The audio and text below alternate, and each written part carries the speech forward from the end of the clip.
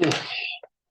So today is session 10 of the first semester on braided fusion category. So last week we started to prove what will be the first long proof of the course. So the point is the following. We want to write we want to express if you ignore the pivotal structure, you want to express the twist as the quotient of this figure by this figure, which makes sense like that, or like that. So we want to prove that, and in fact, to prove that, we go, as we said, we go to the reverse category applied to this formula. So what we want to prove is the formula. Okay, then we deduce that, which we formulate like that, and so the twist is really can be interpreted here as the value. So you have the closed string. But if you twist the closed string like that, then you have a ratio where you have a multiplicative constant, and this is exactly this twist. So the name twist makes sense even at the pictorial level. So this is really the cost of the twisting the cost of twisting the. Okay, so the idea is to prove that to write a picture, to reformulate this as another picture, and this with the same picture. So the idea is to prove that this is equal to something which is equal to that. So we will see that the proof of that will not be so easy. Okay. So let me briefly recall what I already said. So this is a definition. By definition, we get that. Why? As I said here, because the dimension of X is a trace of the identity. The identity can be written as a composition of the spherical structure and its inverse. Okay, but by definition, this spherical structure is composed of ux and theta x, which was written somewhere before. I forgot, in fact. Yeah, maybe by there. Yeah. See? So remember, we define ux, this kind of picture. So this is the nature. You canonically have a map from X to X double star using the braiding. You have ux, etc. So you define. To get a spherical structure, you need to twist this, satisfying the twist axiom, etc. So we really have this format. And this is a scalar, so you can put it out, so you really have that. So, okay. So you have the dimension of X is equal to that. So if you put that the other way, you really have that equal to that. Okay, so that we said. So this is spherical structure. This is what I said before, the picture before.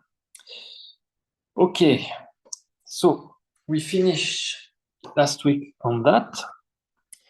So we will have to consider this big commuting diagram. So, see, here you have identity, here you have your identity. And what we want to show is this equal to this. Because this is identity. So if the diagram commute, this way equal to this way. But because this is equal to identity and this is equal to identity, the commutation of this diagram imply that this morphism is equal to this morphism. So to prove that the diagram commute, that you are reduced to prove that each of the three rectangles in the middle, here, commute. If this and this and this commute, then everything commute, and we have the equality we want, and we will see later in the proof why this equality is important to get what we want to prove. Okay, so we need to show the commutation of this diagram. So let's make a little bit of some picture to for the intuition. So as I already said, the first row is already is ux, is the definition of ux we already see. So it's like that. So you start from x, and let me, so you have something like that. Like that. So x star, x double star. This is ux. So this is the first row, the definition of ux. The second row is as follows. So you start from x, and then you apply coevaluation. So you have identity, and you have a coevaluation map of x star. So this is that. So x star, x double star, identity. And then you have identity of x star and the reverse breading. So like that. And then you have identity here and the evaluation map. So here you have x double star. And so this is equal to, they are both equal because, as I said, we just need to show that every square, every rectangle, every small rectangle in this diagram commute. So first, the left rectangle.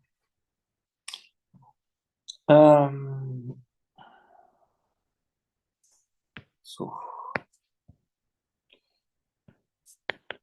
the left, what I call square, but yeah, it's rectangle, but square, commute by naturality. So I will explain. I will draw a picture and explain naturality. In fact, so yeah, if you are very comfortable with category theory, it should be enough to say by naturality, but it's not so apparent, I want to say. You need to, this is a kind of automatic, how to say, reflex automatism. This one is for identity, and you have the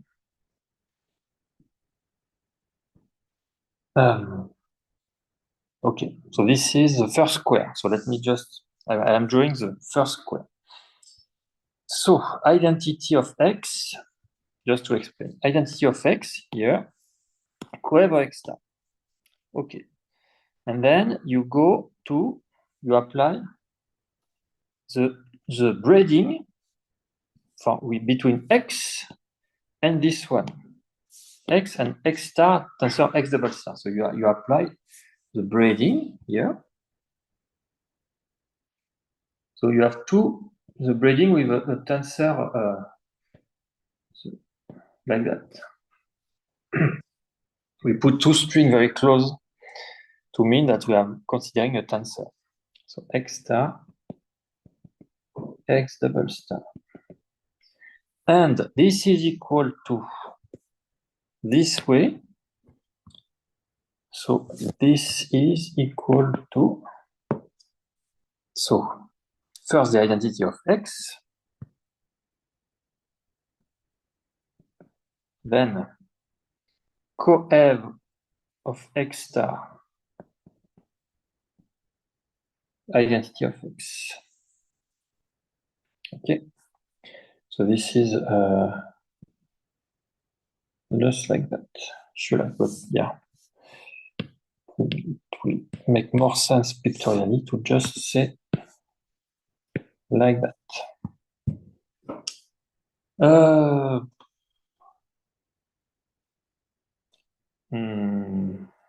I will say like that.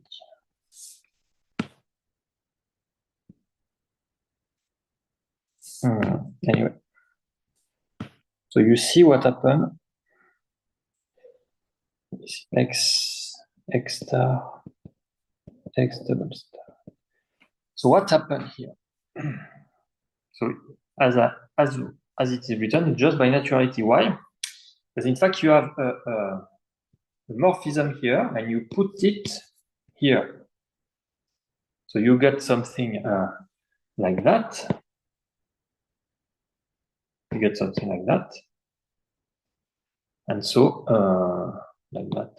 But this is just like that. Okay. So why? So I want to explain a little bit. So initially, I did not want to explain this because I did that in details in my class several years ago. But when I prepare my course today, I realized that I forgot the argument. So I wanted to make sure I really understand what binaturality means. So then I recover the argument, and so because I prepare it, then I will explain. Okay. So so let me write this in a small square, maybe in this color, en naturally. So first, may take some. So first, recall the notion of natural transformation. I will go very quickly, but if you really want to understand what it means here, it's called by naturality of the braiding natural isomorphism. Why? In general, if you have two functors f and g between a category A and a category B, functors and a natural transformation,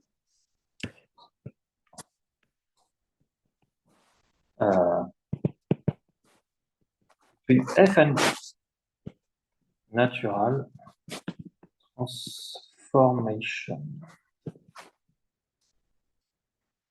which means, so natural transformation here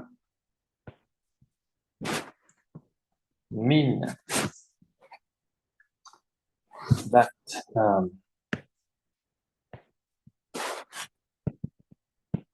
for all objects in A,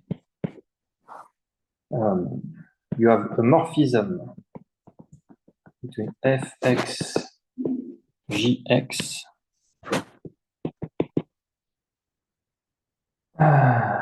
such that for all morphism f from x to y in the category A, the following diagram commutes. So you have fx, fy,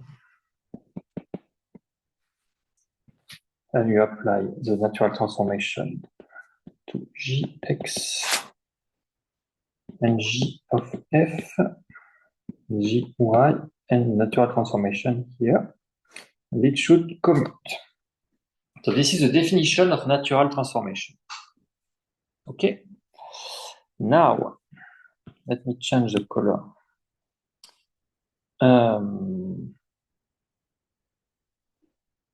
Now you take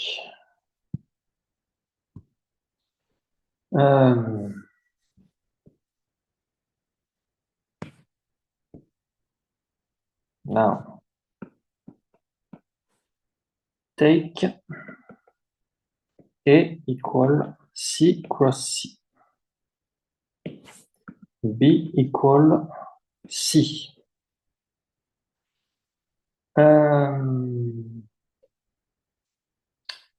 You take okay. So you take F to be identity of X, comma G, where G is a morphism from Y to Z. And the functor F is from C cross C to C, such that X, Y maps to X tensor Y. And the functor G is the same, but for Y tensor X. Okay? And the natural transformation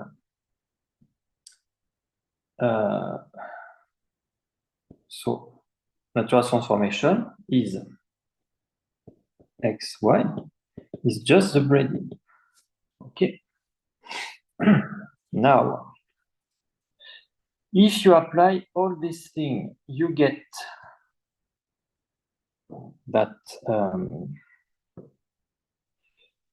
Okay, so let me. I will have no more space. So I will move that on the left.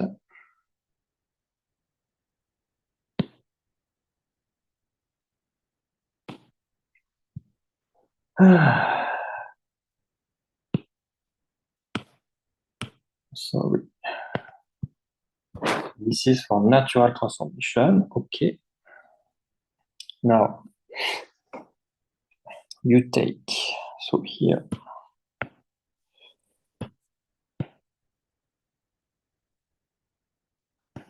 take like that, like that.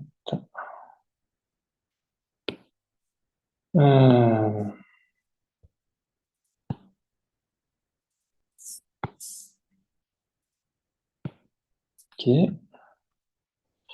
So what was the color? This one. So you apply the orange part with this A, B, F.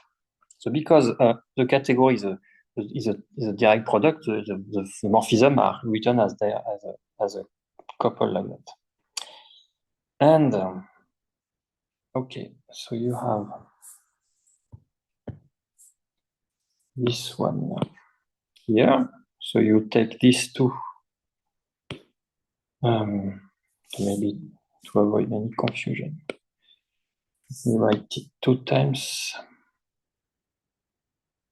You have F like that, G like that.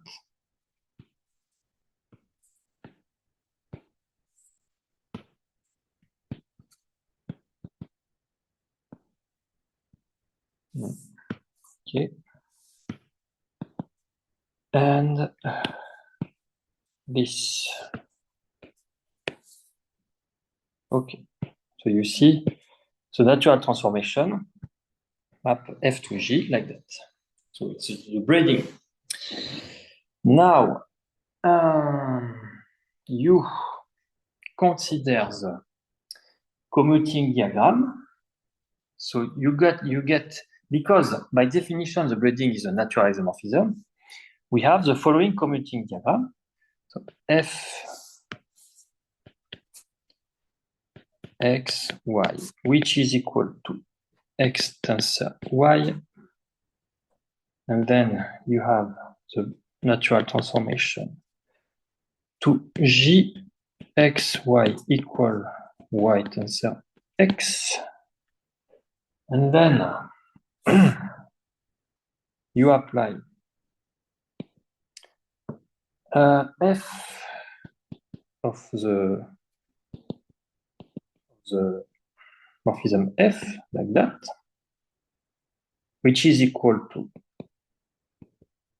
identity of x tensor G, and you got just x tensor Z. So you move, you just apply identity on x and G on y. So you get, you transform y into Z. And then you apply the braiding here, xz, which is Z tensor x. So here I omitted to write this way because this is equal to f of yz, this is equal to g of yz, of g of xz, sorry, f of xz, it's the same idea. And here you have f, no, not f now, g. So we are here, g of f, g of idx g, which is because g twist, so it's a g tensor idx. And this commute, okay, by the natural isomorphism assumption. What does it mean pictorially? Pictorially, you got the following. Pictorially, yet. So you start from x. So let me first draw which one? This one first. This way, and then I will draw this way. So pictorially, you have pictorially. You got, so you start from x tensor y. And then you apply identity of x and g on y. Then here you are in z. And then you apply the braiding.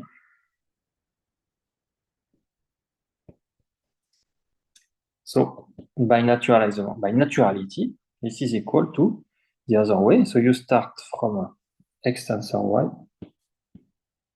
but you first apply the braiding, and then you have identity here and g.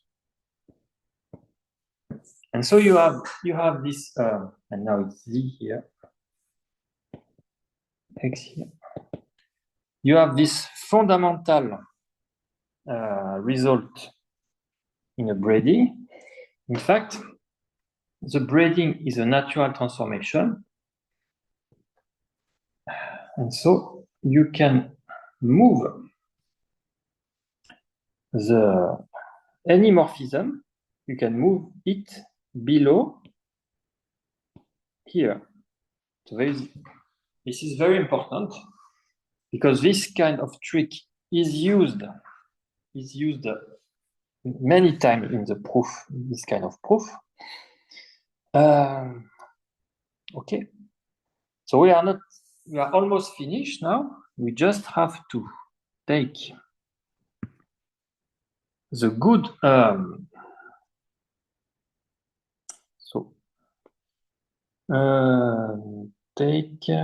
me take this color. So application. Take y equal 1, z equal x star tensor x double star, and g equal the co-evaluation map of X star. If you do that, you get that.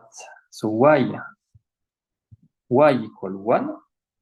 So you have the 1. G is a co-evaluation map like that. And then you have this braiding. So it says that you can move this the other way. So it's exactly what this equality is saying. Okay. So you see what we have to do if you want to unpack completely the meaning of this word naturality in the paper. You have to recall the notion of natural transformation and to get this specific case for the braiding saying that you can commute you can put the anymorphism below like that, and then you have to choose the good morphism and the good object, and you exactly get that. Okay. So, fortunately, the other two square will be much easier. One will be just the hexagon axiom. So I will not go into the details, and the last one is completely immediate because you have identity here. So this is just immediate. So the second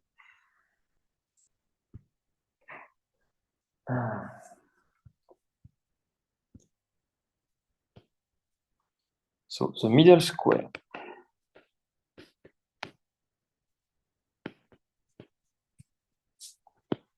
commute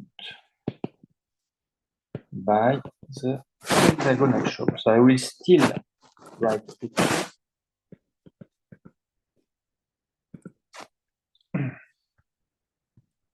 So the second, so you apply, the picture is the following. So this one, so you have the braiding identity and then identity, which is equal to something a little bit more complicated. So you have here you have a braiding identity. Okay, so now you apply the braiding. So you have three things: the braiding like that, and then identity on the middle. Wait, it's complicated. Here you have identity here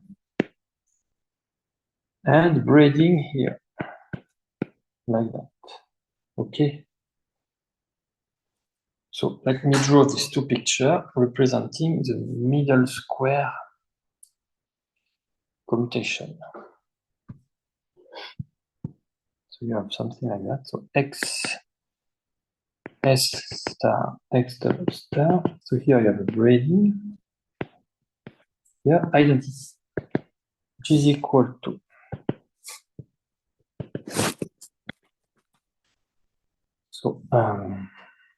so you see here they are considered together. So that's why we will draw them close.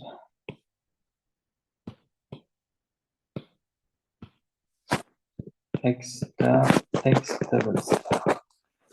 Ready?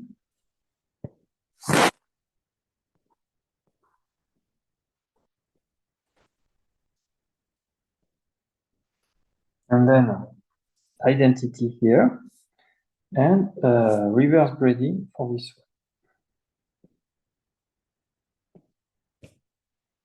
Okay, so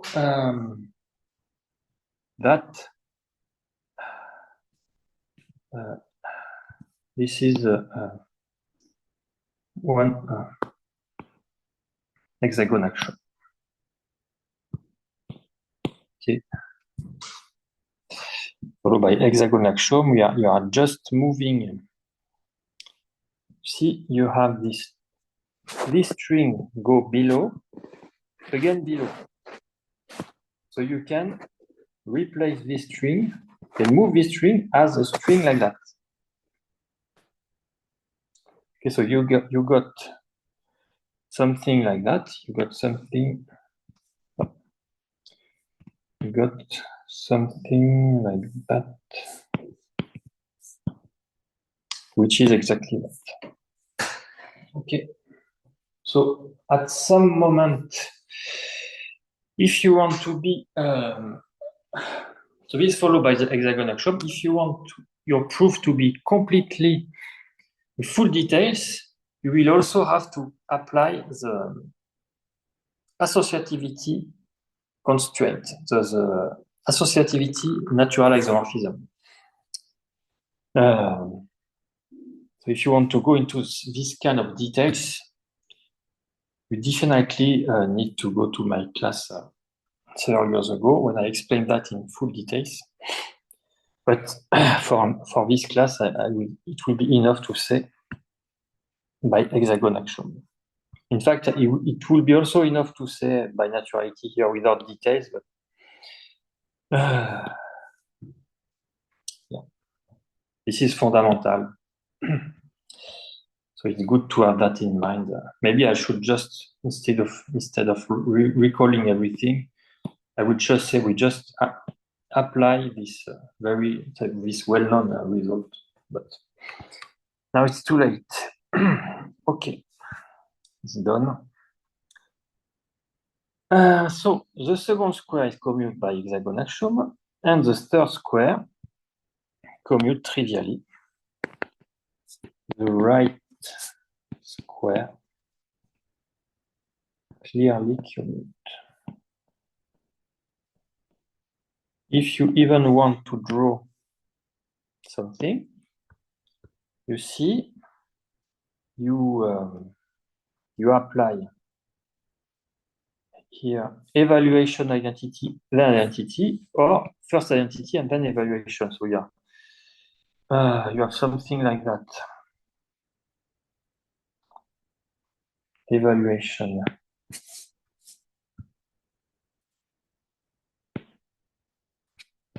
X star X identity. And then again identity. Or first identity, X star X double star. First identity, and then evaluation. Identity, so it's the same. Okay, so the three small square commute, so the entire diagram commute. In particular, the first row equals the second row. Therefore,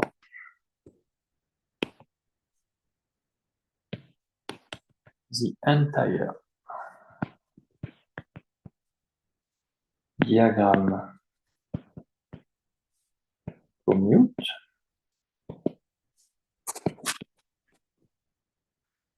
so the first row is the definition of Ux, as I already mentioned. Ux is given by the composition on the top row by composition along the top row, which by commuting equal the composition on the bottom row.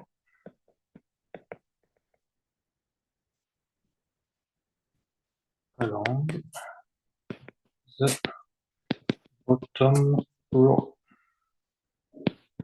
So I will write the picture for the bottom row, but let me recall a last time that it is not just, so everything commutes.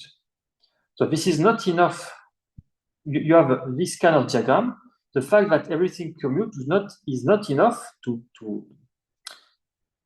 to deduce that this row equal to this row. Of course, obviously, you really need this to map to be identity. So be careful. So what is the second row? So the second row. So we already draw the second row here. So this is this equal this. But if you want to write algebraically this one, it's as follows. So algebraically, you have ux for the top row equal the second row, which can be written like that. So you have three compositions. So I am just rewriting algebraically what was written in the diagram. Cof x star, hopefully there is no mistake. So this is equation 20. So now,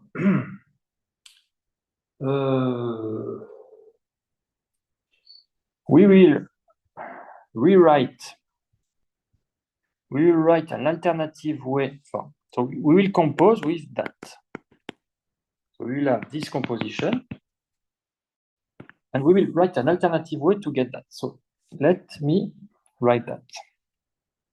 So we will reformulate this composition, this big composition, and again we will use some naturality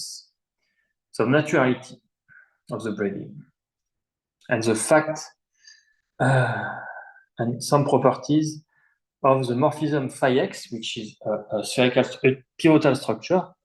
In fact, pivotal structure. So we will use both the naturality of the braiding and the pivotal structure of phi x to deduce the following. I will explain. So using the naturality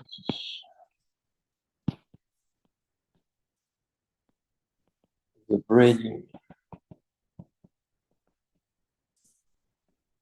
and the morphism phi x, we obtain the fact that phi x is pivotal, pivotal structure. So we will use pivotal action. So what is pivotal? Be careful. It's not this morphism. What is pivotal is not this morphism. The pivotal structure is, again, is a natural transformation. So the pivotal action do not apply to this specific morphism, but to the pivotal structure, which is this collection of morphisms satisfying the action. So we will use these two things, and to prove the following, which will be very useful. So we will prove that this composition can be written like that. Fx tensor idx. I will draw the picture and you will see the difference. So here it's a radial tensor cxx. I guess it's okay. There is no star. Compose coev radial of x tensor idx. So we will use at least pictorially. So proof. So small proof. So we are already in a proof here. So intermediate. How should I say? Proof of that.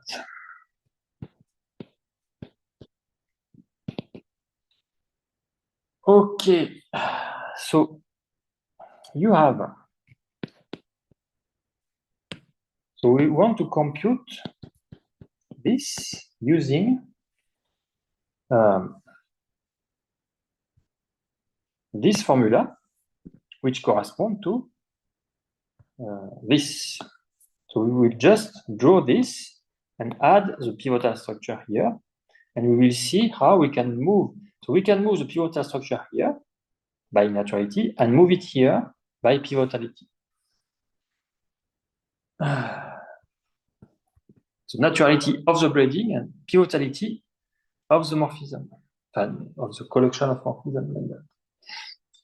So the picture is as follows. And I will have no time to finish before the pause. Let me start. So, like that.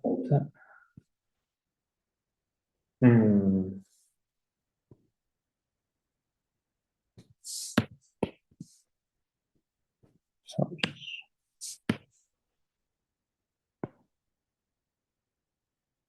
Yeah. Okay. And the morphism. Okay. So from X, so here it's X star, X double star, and here it's X again. Okay. So,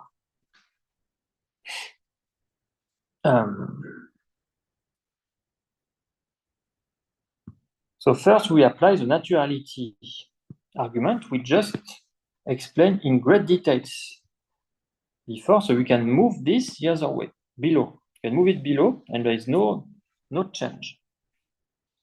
So I will do that after the pause.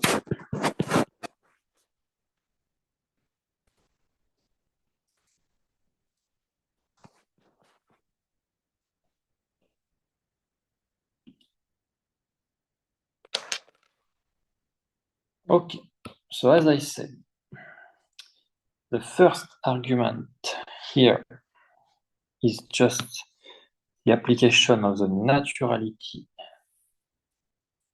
we mentioned here. So we just we apply this, can move it below. So here we apply for the other branch, but it is okay. You have the reverse braiding here, so you can move it below. There is no problem. I guess you can even move it below or move it above. I guess it should be the same, everything. So what you get is the following. So you will move it below, so you will have this thing, and then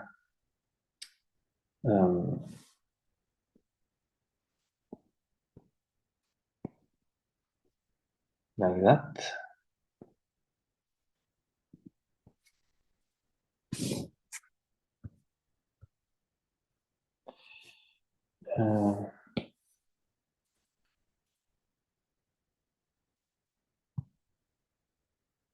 Okay. Now we need to apply another trick. Well, it's not really a trick. It's an automatism. It's not so complicated, but yeah, you can move. So the trick, the automatism, you have to, in this kind of configuration, so you have a co-evaluation map here, and something coming, a morphism coming from a pivotal structure, you can move this here. And you have to transform a little bit. So you apply this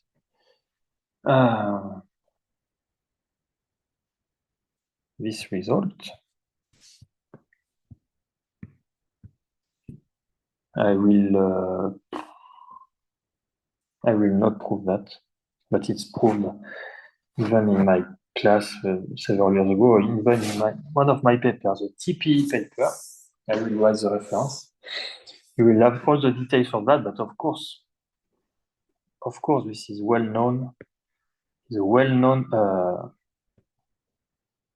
trick.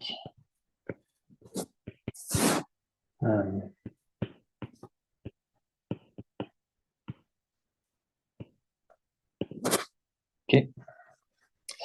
So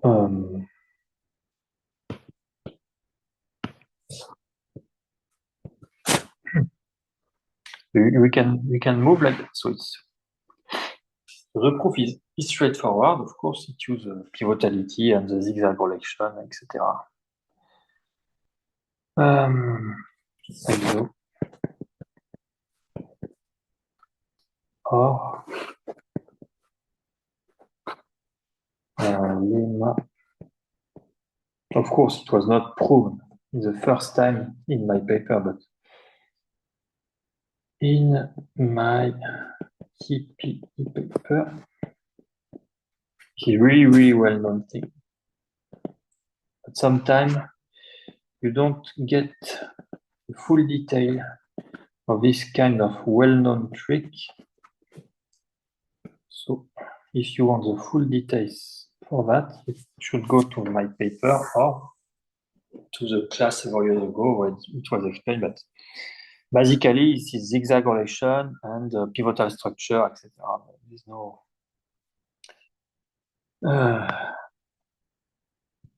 problem for that.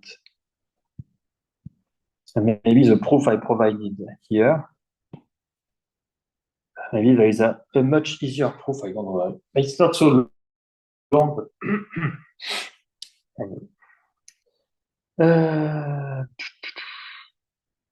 yeah, you see, for example, you do that. Here you have zigzag. So this is if you do that, then you want to prove it is just like that. But this, so you have to consider the dual of the pivotal of the morphism of the pivotal structure. So you have first to prove how the pivotal structure deal with the dual, etc., etc. So it's proved in this lemma. Okay, so what you get is the following. So now you apply this, but for y, for here you need y star equal x. So here is a right dual. Okay, and here you have inverse. Here you have no inverse. So inverse, there will be no inverse here. Right dual. So like that. Right dual of x.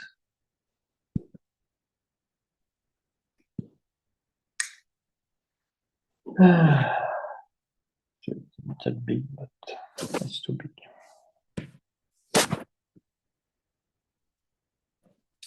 Okay.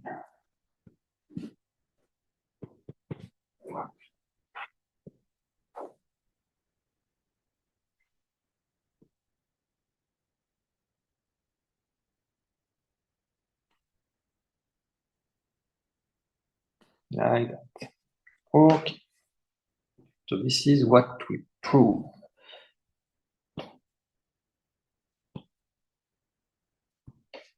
Okay. So this is exactly the picture for that. This is this picture.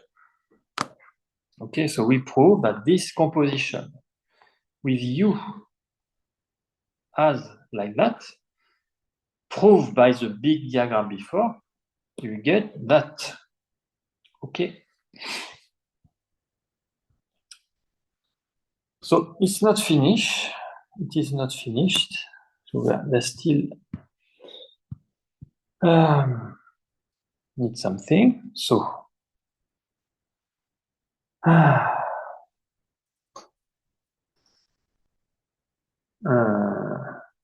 so we will consider the trace. Next, observe that for any morphism f from x to x in a spherical fusion category.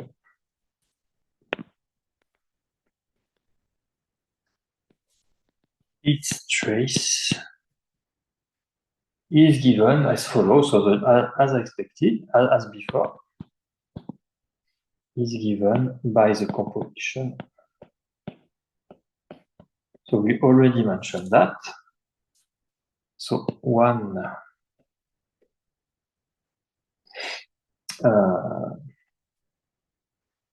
in fact, yeah, when I say we already mentioned that, it's not correct.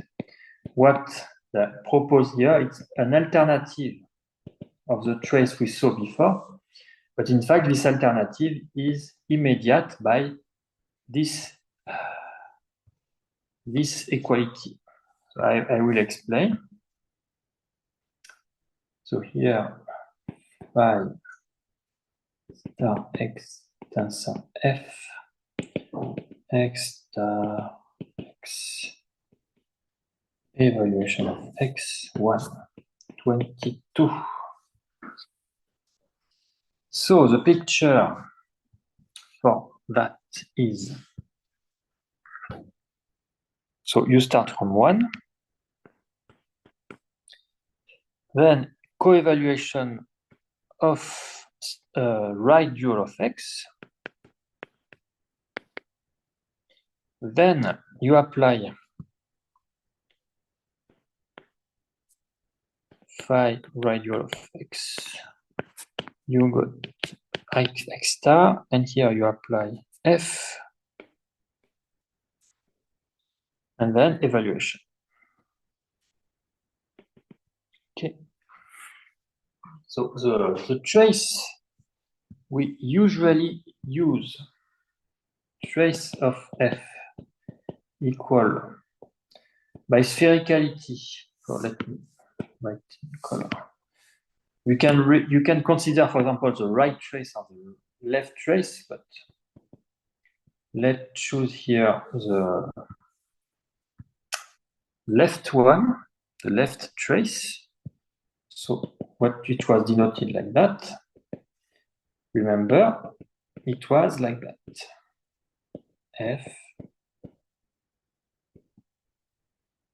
But if you apply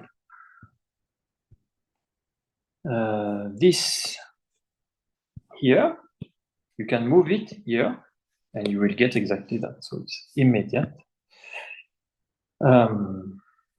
So as above,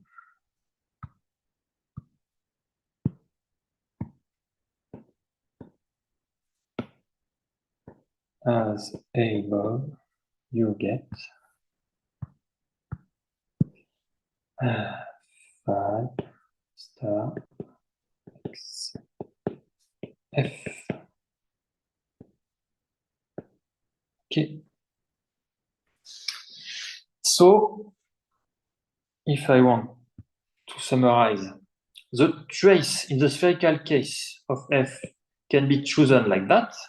You apply this, you move that here with this transformation, you get that, and this is just the way to write this picture. So we are just saying that you can write the trace of f with this picture,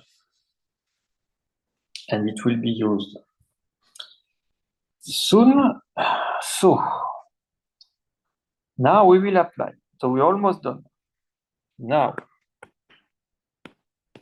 using equation 19, 21, and 22.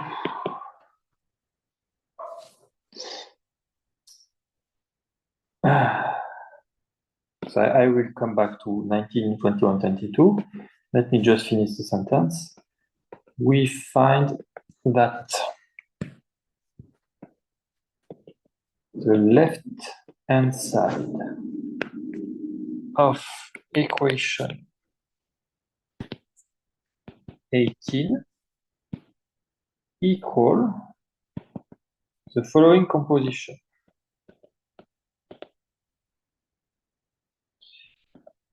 In fact, the composition written algebraically, that is what is written in the paper. But if you write everything pictorially, theoretically, yeah, you may not need to write this long composition. But anyway, if you want, sometimes a pictorial calculus in some very general category, pictorial calculus do not work, but in the category we are considering in this course, the pictorial calculus work. Okay. So, 19, what is 19? Where is it? This one. So this is just the definition. So we have this equal that. So this proof here is 19. And then 21, 22. So 21 is just this equal this. 22 is this trace equal this. Okay. So we will be able to prove, we will prove pictorially that the left-hand side of 18, so 18 is equality we want to prove. So the left-hand side of that, so this will be equal to the following composition. And I will prove that, I will show that pictorially. So the left-hand side is like coev of star x star x. We start from there. Yeah, so it's weird. Okay. So star x tensor, star x tensor, x tensor x. Then you apply the pivotal structure like that. Compose with the reverse braiding. You get something like that. So I will draw a picture and everything will be much more clear.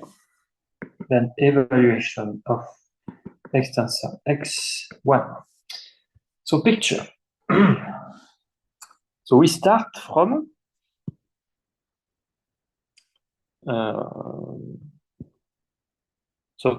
first we start from that. We want to prove that we want to prove this is equal to the above composition. So this is the left-hand side. This is the left-hand side of 18. Okay. Next, this by 19, by definition, by 19, as we prove in 19, this is equal to, like that, trace of phi x inverse compose ux. Okay, 19, as I mentioned, is here. Okay, so we are okay. Now, if you apply, and now we will make a picture, we will apply both 21 and 22. For the following picture, so let me put some more space. So first we have a picture, 21 provide this picture.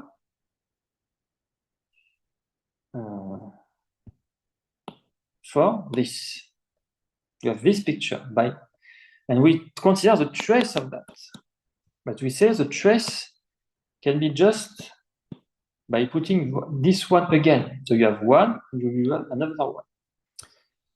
So first, you have so what is inside, which is like that. So maybe I can copy and paste. It would be more efficient. So this is inside the trace. Okay. And then you apply the trace. So forget about that. And then you apply the trace. You apply this. So you just have another one. Phi star x.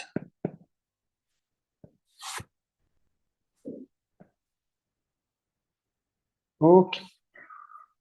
So this is exactly what we get. And you can simplify because this is just so this is phi of star x tensor phi of star x, but phi is a pivotal structure, so it is tensor. Phi is tensor, so it's equal to phi of like that. You can prove the tensor in index. So because phi is tensor, phi is tensor is a pivotal structure. It's a spherical structure. In fact, we just need a tensor here. So you have the following. So you have just phi star x tensor star x, and you have this braiding like that. Okay, and like that.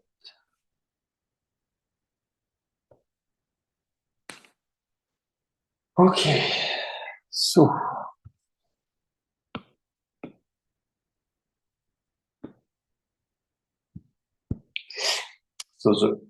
and if you see,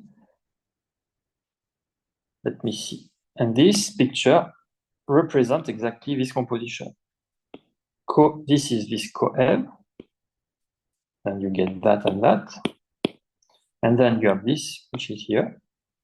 You have the reverse braiding here, and finally, evaluation here.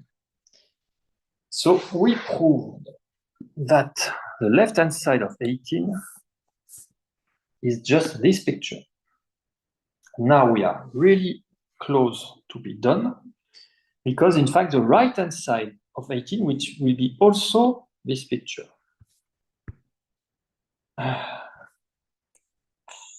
The right-hand side.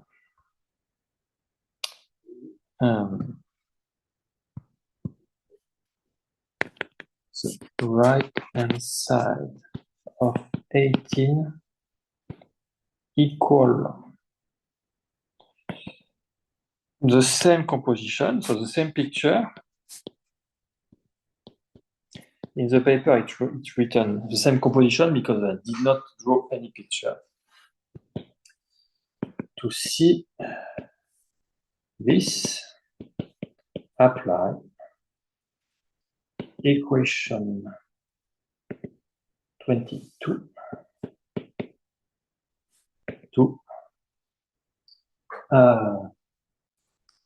x tensor x in place of x. So we have equation 22 here, which is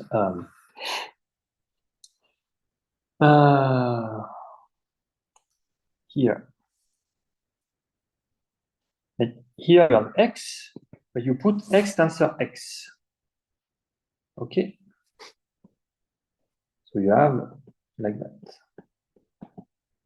And here you put the braiding, the reverse braiding, and so you exactly get that.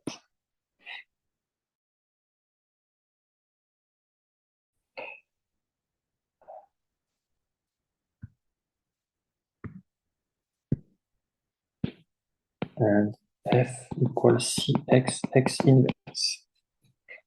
So you just have the following.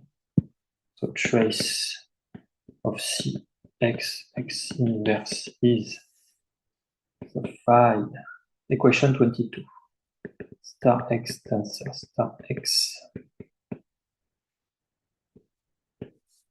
Cx x inverse.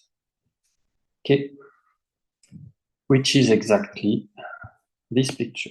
You just replace this by this grading. And so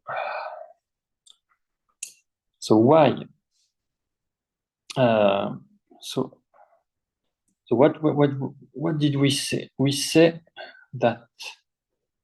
So now we have to see what is the right-hand side. We see that the application of 22 with that x to x tensor x in place of x and this f, we got that. But now we have to see what is the right-hand side of 18 to, this is exactly that. Okay, this is exactly this trace of inverse. So we prove that this trace is equal to that. This is equal to that, which is the same as that. So this equal that.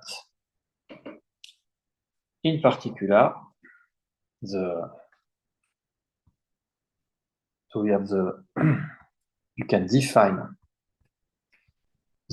if you apply the next, so we prove that, this is what we wanted to prove. So in particular, that if you apply to the reverse category, so which means that the twist is given by this formula.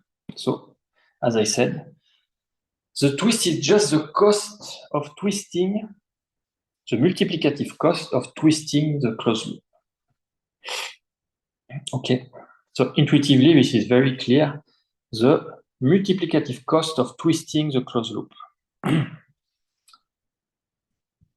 This is exactly up to putting the good pivotal structure, of course. If you ignore it like that, but this makes no sense categorically. You need to put the pivotal structure everywhere. This is a piece of details, but it's important. So the multiplicative cost, the twist is the multiplicative cost of twisting the closed loop, and this is the proof. So the proof is all this. Okay. And we are done with, so as I said, this is the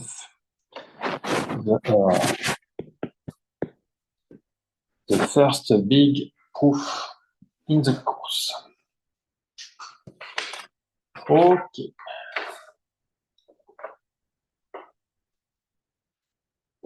Okay.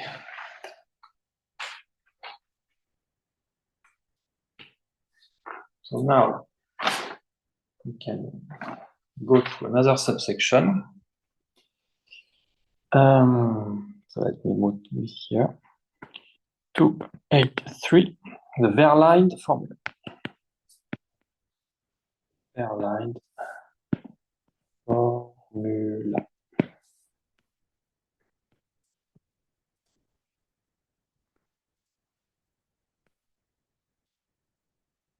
Okay. So let C be a premodular category. Modular category. The S matrix of, so first we state that the S matrix is symmetric, and I will explain why.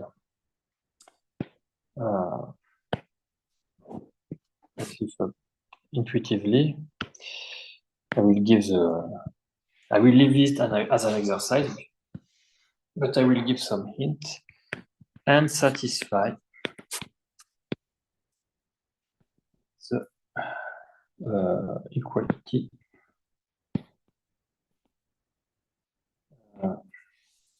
So the fact that it is symmetric, it means just the meaning is just that S, X, Y equal X, Y, X. And it satisfies the equality S, X star, Y star equal S, X, Y. For all X, Y simple object.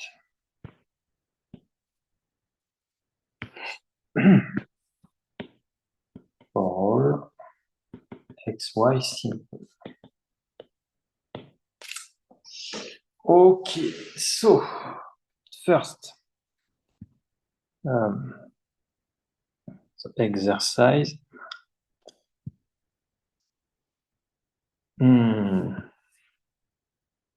Exercise. Prove the above statement. So there are two things to prove. First, symmetric. Second, this. So hint regarding symmetric. So S of xy is by the pictorially. You have the double twist, the double braiding, and you apply the trace.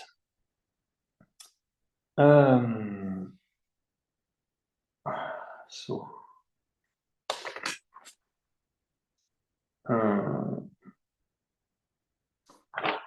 the trace is just, so you have the pivotal structure, inverse, and you do something like that.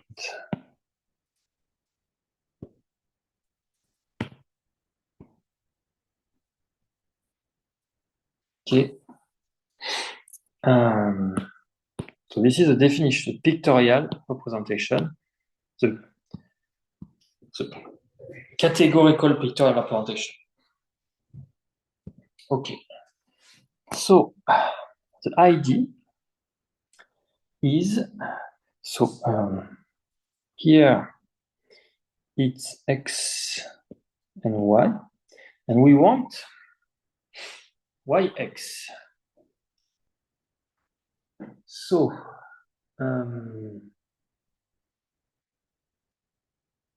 okay. So in fact, you move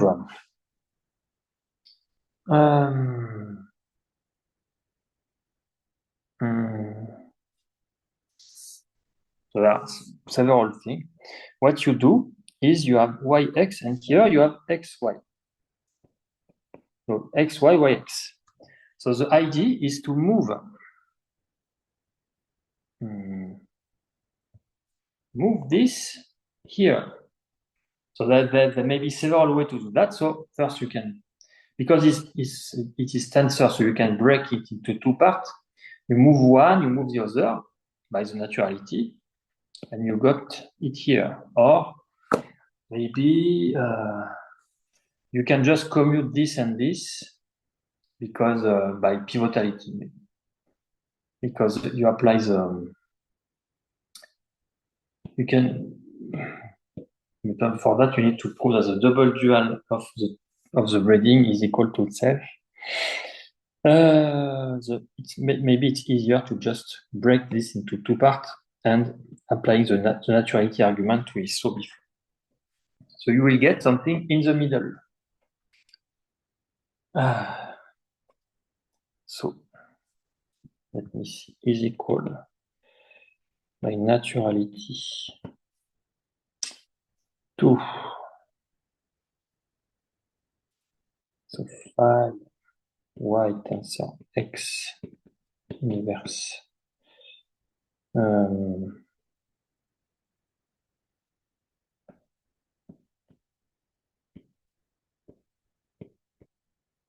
like that. And here you have the yx. And now my idea is you have to move this,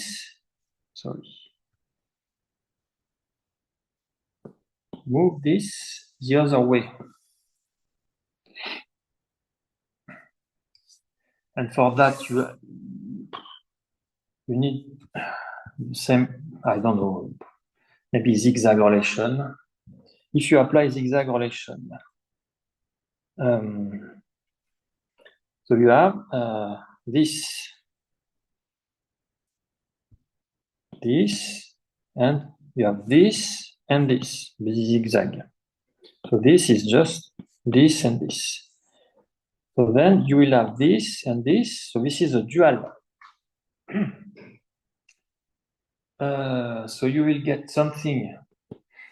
You will get the dual of that star like that. And the twist here. And thing. And again, you apply the same argument to go back, to go down. So I want to say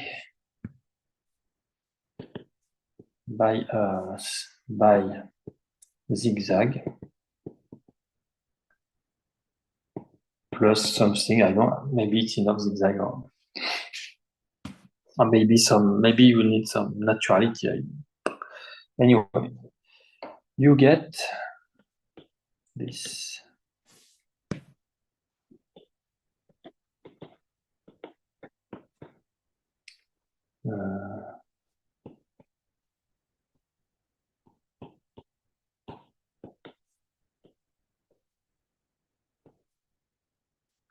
Which is SYX. Okay, so this is for symmetric. And for the other one, and next for the next, for the equality, for the other equality, the hint is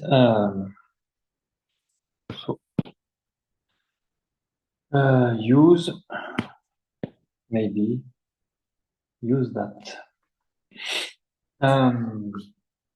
To use this trick we used before. Maybe enough.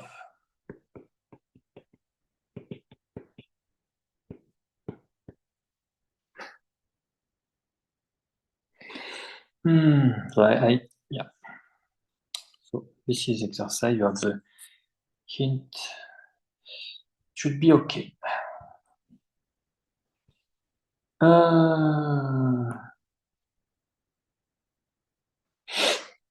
So now, the Verline formula. So we want to apply the trace in both sides of equation 15. So equation 15, maybe it's a little far. I will just tell you what is that.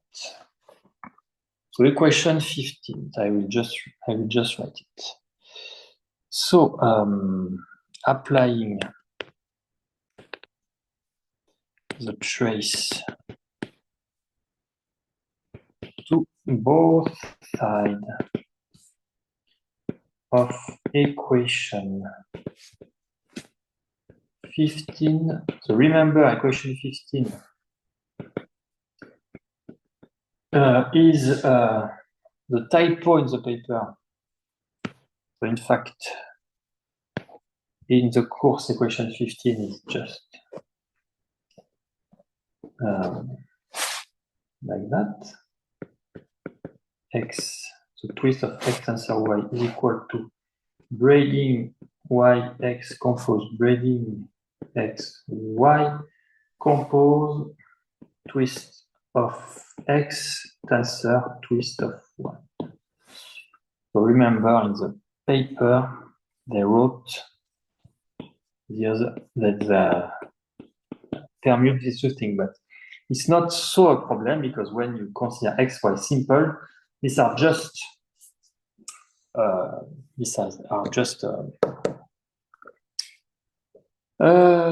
numbers. So in fact, this is just a constant multiple of the identity, so you can permute.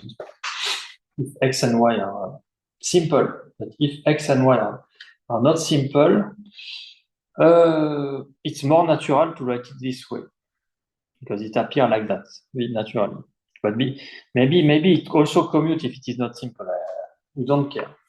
I did not check, but this is better like that. Anyway, but it's not so a big problem. Okay, so you apply the trace on the left hand side and right hand side of that. So we obtain the trace of theta x tensor y equal trace of C compose Cxy compose theta x tensor theta y.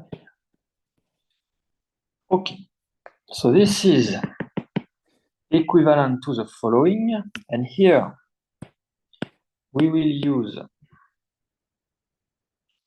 the definition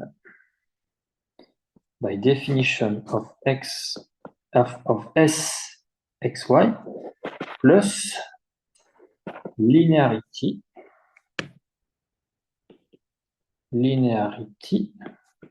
of theta. So the linearity of the theta is the index.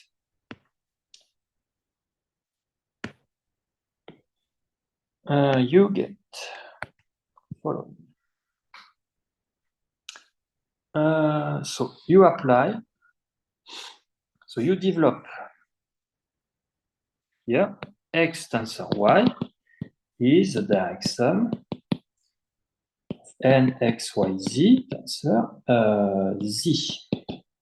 Okay, with the multiplicity space. Here we use this for multiplicity space or for the dimension of the multiplicity space. So you have to be careful. Now I will use just the dimension. So you apply the trace. So you have bilinearity of theta. So you have the sum for z simple of dimension of the multiplicity trace theta z. But z. So theta z, as we said, yeah, you can see this as a morphism or a constant. So this is just so theta z is theta z as a constant, identity of z. Okay, so it may be a bit confusing because yeah, you use it as a constant, but okay. The trace of the identity of z is the dimension of z. So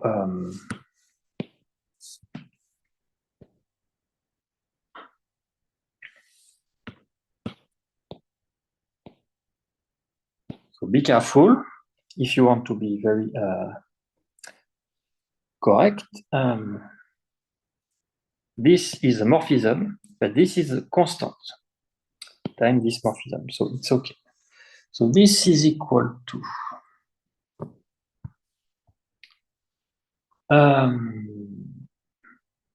so this now trace of so theta z you can put it out. So this is theta z as a constant dimension of, by definition, trace of identity of z is the dimension of z. So this is okay. And then the right hand side. So theta x, theta y are just constant.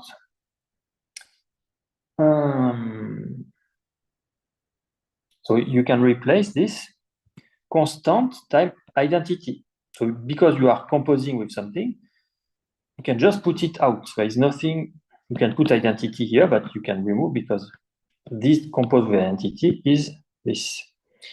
So it is theta x, theta y, and then just the trace of the double braiding. So by definition, the entry of the S matrix. So this is a scalar scalar, as a scalar. As scalar. So we identify the scalar with the morphism in this case. Don't remember. And just for the notation, n, x, y, z denote the dimension of the multiplicity space, or just we can say the multiplicity of z in the decomposition of x tensor 1. Okay. So for the last minute, we can write the Verline formula explicitly, and it will be enough for today.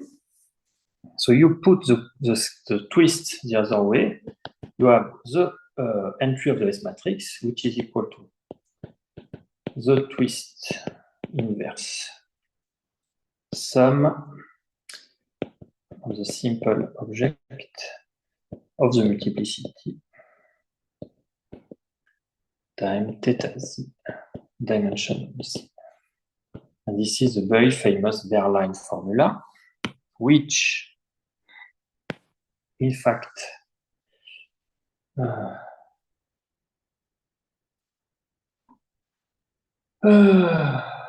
can be oh wait, yeah, okay,